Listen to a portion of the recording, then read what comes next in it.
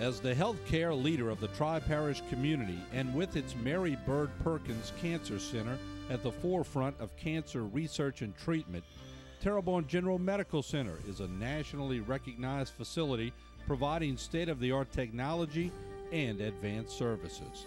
Terrebonne General compassionately provides the most services responding to the greatest needs for our community. All right, To Your Health with Terrebonne General Medical Center. Proud once again to introduce our guest. Let's take a look at him right now. He's been here before, and his name is Dr. Jeffery Long, radiation oncologist at Mary Bird Perkins Cancer Center at Terrebonne General Medical Center. Good evening, Doc. How you doing tonight? Well, good evening. I'm doing great. It's a pleasure to be back. Well, good. We love having you on. And in March, of course, is a big month. I don't want to steal your thunder, so exactly how does March fit in with Mary Bird Perkins? So give us a little information on it. Absolutely. March is National Colorectal Cancer Awareness Month. The Mary Bird Perkins Cancer Center at TGMC would like to educate the Tri-Parish community on colorectal cancer and the preventive measures available for this aggressive disease. TGMC would also like to encourage those concerned about developing colorectal cancer to come out to some of our free screenings we're going to be having in the next few weeks in the Houma area. Okay, now of course these programs are designed, of course, with the Cancer Center to save lives, to get information out. The most obvious question that I would have and viewers would have is what exactly is colorectal cancer? Sure. Colorectal cancer, the colorectal part of that is the colon and the rectum. That composes the large intestine. Now, colorectal cancer can begin anywhere in the large intestine. The majority of colorectal cancers begin as very small polyps, which are just abnormal growths. And inside the colon or rectum, these polyps can grow, and over a very long period of time, years, may become cancer. Now, colorectal cancer also involves cancer. Now, cancer is the group of diseases that involves abnormal or uncontrolled growth of cells in the body. Now, if left untreated, these malignant or cancerous cells can spread to other parts of the body. Okay, now the causes of it and who is at risk of developing it. Can you touch on that a little more? Sure. Good question. Now, it's important to know that 75% of people have absolutely no identifiable risk factors whatsoever. However, the other 25% of people do have risk factors, and these can include a number of things, such as a personal or family history of colorectal cancer or colorectal polyps. Certain types of medical conditions, inflammatory bowel disease, such as Crohn's disease or ulcerative colitis, is certainly a risk factor, and there's other rare, relatively rare genetic syndromes, such as the familial adenomatous polyposis or hereditary non-polyposis colorectal cancer, also called Lynch syndrome. Of these relatively rare genetic diseases, only about 5% of colorectal cancers are associated with those genetic abnormalities. Okay, Doc, we're going to take a break and hear from Terrebonne General Medical Center, but when we come back, I think you brought a list of symptoms of colon cancer. We're going to talk about that and a lot more, so we'll take a quick break. We'll come back more with Dr. Jeffery Long in a little bit.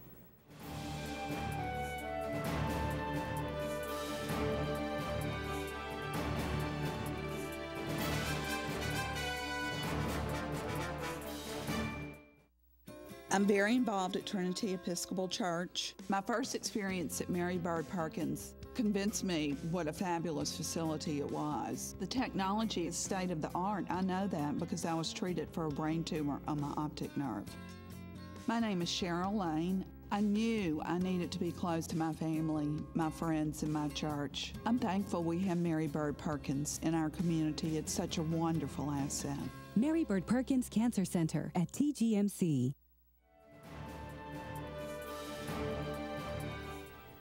All right, we're back with Dr. Jeffery Long, and we were talking about colorectal cancer and Colorectal Awareness Month. And the good doc has brought some information for us tonight. We're going to talk about symptoms of colon cancer. Can you explain some of those for us? Absolutely. Now, it's important to know that people that have colorectal cancer, especially in its early stages, or have polyps, pre-malignant lesions, very often don't have symptoms, especially at first. Now, someone could have polyps or colorectal cancer and literally not even know it. Now, if you do have symptoms from colorectal cancer, that may include blood in your stool, or bowel movement, if you will. You may have pains, aches, or cramps in your stomach that don't go away. You may be losing weight and not know why you're losing weight, or there's a change in bowel habits. constipation, diarrhea, or an unusually narrowed stool. Now, it's important that if you have any of these symptoms, please talk to your doctor. For the great majority of patients, these symptoms aren't necessarily symptoms of colorectal cancer, but you don't really know that. You really need to talk to your doctor and let your physician sort out why you're having these symptoms. Okay, well, that obviously would bring us to colorectal screening and why individuals should be screened pretty regularly or get a colorectal screen. No question people should get regular screening. First of all, what screening is looking for cancer in patients that have no symptoms of the disease. Screening is a very powerful weapon, especially in colorectal cancer, for finding those polyp growths and removing them early before they even become cancer. You can also, even if you do find colorectal cancer during screening, you can find it in its very earliest stages when it is very curable. There's no doubt that colorectal screening can save lives. I encourage everybody who's age 50 and older to have regular colorectal cancer screenings. And certainly you should be screened even younger than age 50 if you have someone that's a genetic relative that's had a colorectal cancer or has had polyps, or if you have inflammatory bowel disease or some other conditions. What's regular, once a year? It depends. For a colorectal screening, once a year, it's not a bad idea to get what's called an occult blood test. Very simple test.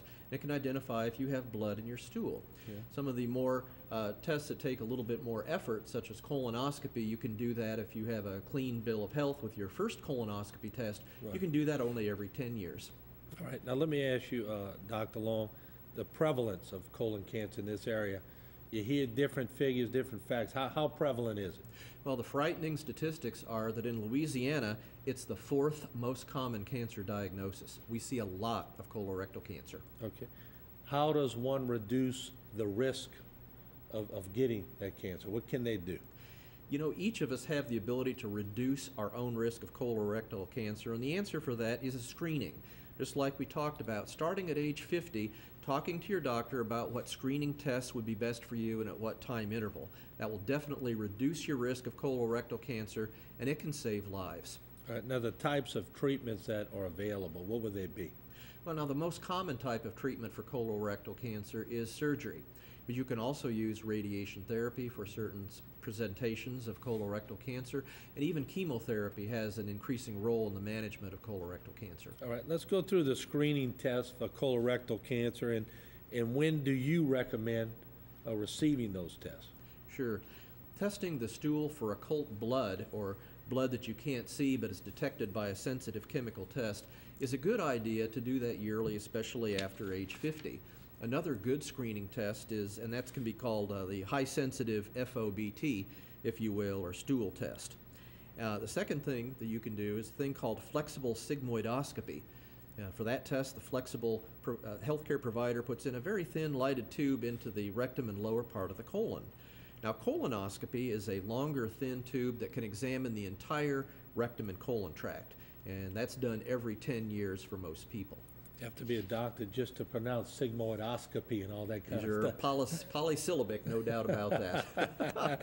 All right, what are the benefits and risk of the test? Well, it's important to talk to your doctor and talk about your specific medical circumstances and talk about what types of screening tests are available so that each person can make a decision about what works for them, what they're willing to commit to do, and what would be best in terms of helping for that particular person, their family history, the risk factors, the best strategy for helping catch colorectal cancer early through screening. Now, for people watching and people like me who are of that age, how do I know what particular screening test is right for me? Well, the best thing to do, as always, is to talk to your doctor. Tell them you're concerned about colorectal cancer and you want to follow the guidelines so that you get the best screening test. Talk about the pros and cons. Make sure that your insurance is going to pay for the test as well. And then working with your physicians, make sure that you have that strategy. And then very, very important, when you get that recommendation as to what strategy is best for you, follow through with it. And one of the big things you just mentioned, is it covered by insurance? Absolutely. Now, the good news is that most colorectal screening studies, especially for people over the age of 50, and that's me too, are covered by insurance. But again, there's no substitute for talking to your doctor and talking to your insurance company. All right, Dr. Long, let's talk about the free screenings that are being hosted by Mary Bird Perkins Cancer Center at Terrebonne General Medical Center. Can you give us a little more information? This is an exciting service of Mary Bird Perkins Cancer Center at TGMC. This month being colorectal cancer, we're going to be having several screenings right here in the Houma area, and in fact, the very first screening test is coming up this Saturday, March 19th at the TGMC Outreach Center at the Southland Mall. We'll be having the van there that will allow colorectal screening to be done, the occult blood test, between 10 o'clock and 2 o'clock. And I want to emphasize this is free. This is part of our commitment to make sure that we're helping fight cancer, perhaps even before it starts, through screening. We appreciate you coming back on. You're getting to be a regular up here. So. Well, it's always a pleasure to be of service, and thank you so much for having me here. All right, and I think we have some more information up here that the public. Here's another screening that we could talk about and leave you as we go to a break, and remind you that Canadas will be coming up, In the Kitchen with Canadas coming up soon. So once again, Dr. Long, thanks for being on tonight. Thank you so much. All right, we'll be right back. Don't go away, because we're coming back In the Kitchen with Canadas. It's all next. Don't go.